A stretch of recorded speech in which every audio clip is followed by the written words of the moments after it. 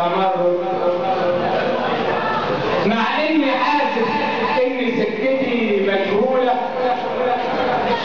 وان ايديا مغلوله او يمكن تكون مشلوله، وان جدتي ميته او حتى مقتوله، بس لسه باقي لي حاجه شكه وموصوله، لسه صوابعي بحركها وهكتب فيها تمرد.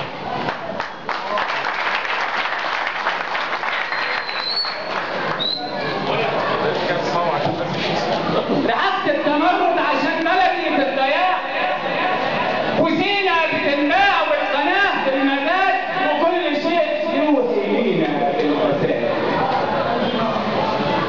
وارضك مباح وسبيل للكل، والسكوت معناه نموت من الذل، والقضيه ما بقتش كلام تكتبوا على الحيطان، القضيه اللي كل الشعب ينزل للميدان.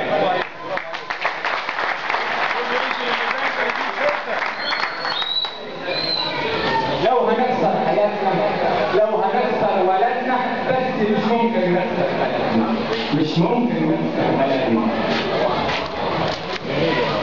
واكشف وشك على الريح، اكشف وشك على الريح، كل الاخواني هكا فيه.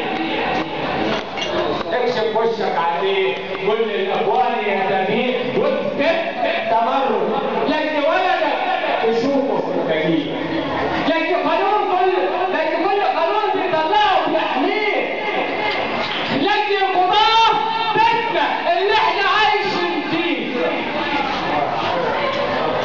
واكتب تمرد عشان ولدنا اللي في حماس حضن الام يرجع ليه، واكتب تمرد عشان شهيد الثوره روح ترد ليه، واكتب تمرد عشان مشروع النهضه غبي منه فيه.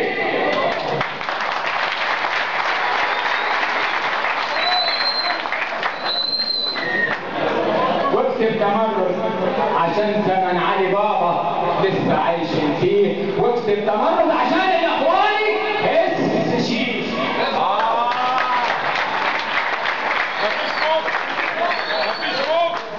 واكتب تمرد وتمرد وتمرد وتمرد وتمرد وتمرد عشان 30 سنه، عشان 30 سته نبلعه ونرميه، عشان 30 سته نبلعه ونرميه.